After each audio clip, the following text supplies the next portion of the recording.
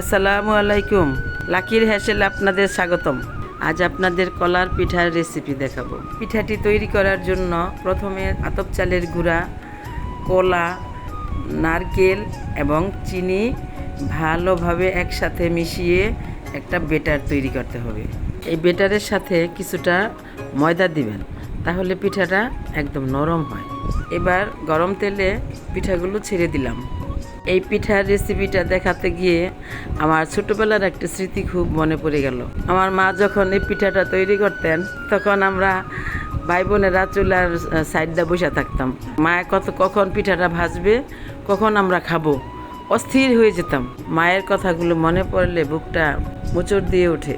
পিঠাটা ভাজার সময় চুলাটা মিডিয়াম আঁচে রাখতে হবে, তা না হলে পুড়ে যাবে।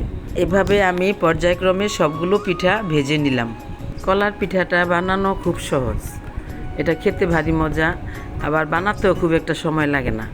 আপনারা যে কোনো সময় এটা বানিয়ে খেতে পারেন। পিঠার রেসিপিটি কেমন লাগলো সবাই কমেন্টের মাধ্যমে আমাকে জানাবেন। ধন্যবাদ। আল্লাহ হাফিজ।